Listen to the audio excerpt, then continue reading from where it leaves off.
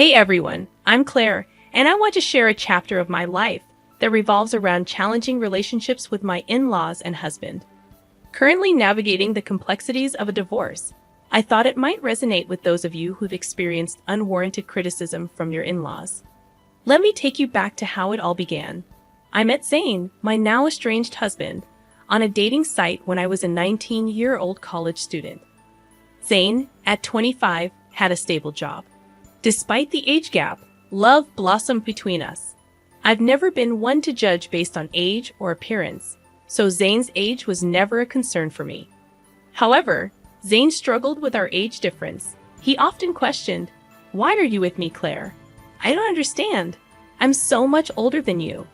You could find someone your own age who's better suited for you." Yes, I could, but I don't want to. I fell in love with you, and age doesn't matter to me. Zane, burdened by insecurities, persisted. "There must be other reasons, Claire. It's not natural for someone like you to love someone like me. I wish you'd tell me the truth." "I am telling you the truth. I don't want to date boys my age. I love you, and that's all that matters to me." Despite my assurances, Zane struggled to believe me, revealing deep-seated self-esteem issues that may have contributed to his single status. Determined to prove the authenticity of my feelings, I embarked on a journey to demonstrate the depth of my love for him. Throughout our entire relationship, I refrained from letting Zane spend money on me. While I wasn't a broke college student, I wasn't rolling in wealth either. Despite my financial constraints, I made sure to buy him gifts and cover my own expenses each time. I held a modest job, so I wasn't destitute. Zane seemed to appreciate these gestures. Regrettably, Zane's low self-esteem persisted, and he continued to doubt the authenticity of my love. Despite my best efforts to be supportive and understanding, his mistrust shattered my heart. It wasn't until the first 2 years had passed that I discovered the root of Zane's self-esteem issues.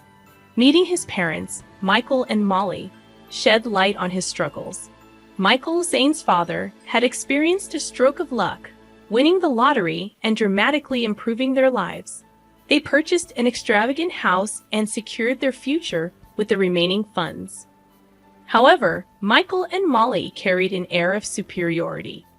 During our initial encounter, Michael boasted, "Not everyone can make it big like me. I was a hard-working man, and look where it got me. Do you know how uncommon it is to win a huge lottery? The chances are very low, but I did it on the first try." They took pride in their decision-making skills, insinuating that Zane, despite completing college, would never match their financial success. Molly hinted that Zane's previous partners were gold diggers, leaving as soon as their financial situation improved. The couple openly questioned Zane's ability to make sound choices. This attitude infuriated me. Zane's parents indirectly accused every girl he dated of being interested only in his money. Over time, Zane internalized these beliefs, contributing to his insecurities. The insinuation that I, too, was a gold digger became a humiliating part of the narrative. Fed up with the unjust assumptions, I decided to defend both Zane and myself. I declared, "I'm sorry, but I have to disagree with you. Zane has worked hard to establish himself in his career, and with time, he will achieve even greater success." Michael rebutted, "Well, that doesn't change the fact that women only want him for money. The money we have is ours, but Zane does co-own the house. Ultimately, it will be his when we pass. Let me tell you, every time they see our $200,000 house, I swear these girls see dollar signs in their eyes." I can't vouch for Zane's past relationships, but I'm certainly not in this for the money. I love your son, and that's the reason we're together. I have no interest in your house. Don't worry, Claire. Sometimes it's challenging to accept that people can be successful and live in nice houses. You live in a small rented apartment with roommates. After spending time around our house, you might start desiring it too. It's just a matter of time. Michael and Molly's comments were pushing my anger to the brink. I was on the verge of exploding. Zane heard it all but chose not to respond or defend himself, steering the conversation in a different direction. His nonchalant attitude surprised me. On our way home, I decided to address it with him. Zane, your parents are being unkind. They're insulting both of us. Why didn't you speak up? What did you expect me to say, Claire? I can't be certain they're entirely wrong. Women in the past have used me to try and benefit from my parents' wealth. They made grand plans involving the house and how it would be ours once my parents passed away. Even if they were gold diggers, that doesn't mean I am one too. You stayed silent when your family insulted me as well. You know my family is well off now. There's a chance they're right about everything. I'm not saying you had bad intentions, but I can understand why it might seem questionable. You don't have parents, so you rely on my inheritance alone. What you're suggesting is absurd, Zane. I've never pressured you to spend money on me. And just because I don't have an inheritance doesn't give you the right to label me a gold digger. Zane remained unwilling to acknowledge my concerns, insisting that he loved me, and the reasons behind it didn't matter. He shrugged off the need for further discussion. While some might have found solace in such assurances, I couldn't accept the thought of him harboring negative beliefs about me. I attempted numerous conversations, hoping to make him understand my perspective. I even suggested therapy, recognizing its potential benefits for him. However, he adamantly claimed there was nothing wrong, causing me to eventually abandon the effort. As time passed, I distanced myself from his family. We became engaged shortly after my college graduation, and although my job paid decently, I started saving to contribute to our wedding expenses. We split the costs evenly and got married when I was 22. However, the subsequent 3 years turned into a tumultuous period of my life. Zane frequently visited his parents, returning home in a sour mood each time. I knew Michael and Molly were still taunting him and branding me as a gold digger. Despite my pleas for Zane to limit contact with them, he continued to engage with his parents. Their words poisoned his perception of our relationship, convincing him that no one could genuinely love him. Even after years of love and care, Zane remained suspicious of me. The burden of constantly proving myself became increasingly draining. However, the breaking point arrived on Zane's birthday.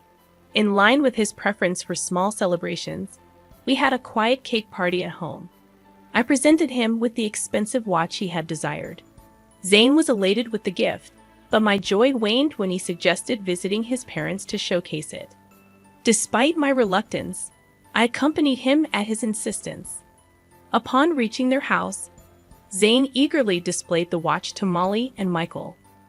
"Mom, Dad, look at this beautiful watch Claire gave me. I've been wanting it for a while now. Isn't it gorgeous?" "Oh, did she know, Zane? It seems she does love you after all. We were quite concerned for a while there." "Don't get carried away, Michael. She's a gold digger. She married our son because we own a $200,000 house. Let's not forget the facts." "Yeah, you're right. I almost forgot that the house is the only reason Claire married Zane." "Excuse me? Why do you think I married your son for your house?" "Well, you were just living in an apartment after working for 4 years. Besides, Zane is so much older than you. Why would you marry him unless you want something from him? I'm sure our house was always an attraction, if not his money. I married your son because I love him. All your theories about my gold-digging intentions are wrong. Zane knows the truth, and he will tell you that, won't you, Zane?" To my complete surprise, Zane remained silent. I was already feeling uncomfortable with my in-laws' belief that I was a gold digger, but Zane's reaction, or lack thereof, shocked me. He kept his head down and avoided eye contact with me. Feeling perplexed, I decided to push him a bit. I couldn't fathom why he wasn't standing up for me. "Why are you not saying anything? Your parents always thought I was a gold digger. How will they know the real me if you don't tell them? Why are you quiet? Tell them they're wrong." I don't know what you want me to say, Claire. I don't know if my parents are off the mark. There might be a possibility that you're after this house." "Are you serious right now, Zane? You believe I married you for your assets?" He's not wrong to think like that. It's suspicious that you've never considered buying a house. You haven't even discussed it with him. For someone renting a place, owning a house should have been a priority. Yeah, it should be a priority, but you've chosen not to work toward owning a house. Our place is expensive, and you can't afford something like this even if you tried. So you decided to marry Zane and settle here. That makes more sense to me. I mean, why would you marry me, Claire? You might have feelings for me, but I think there's more to it than just love. I found myself speechless after this exchange. All the love I had for Zane seemed to have been reduced to nothing. At the end of the day, my in-laws, and even my husband, viewed me as a gold digger.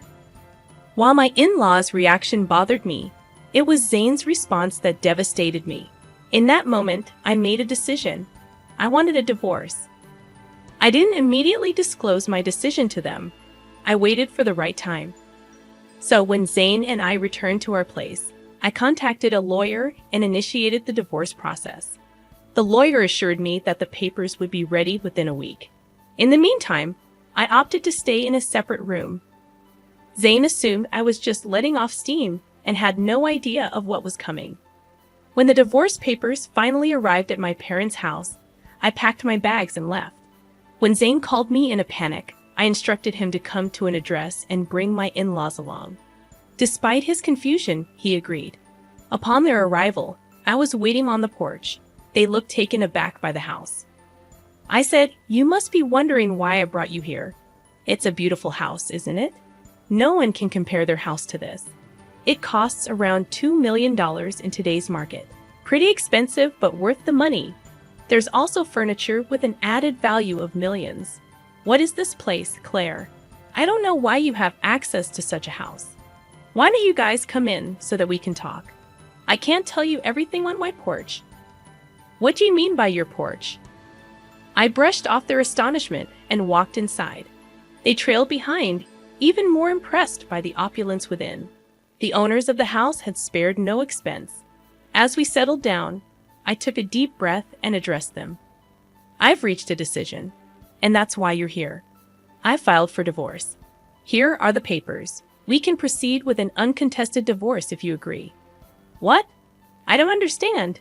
Why are you filing for divorce?" Zane's voice held a mixture of confusion and concern.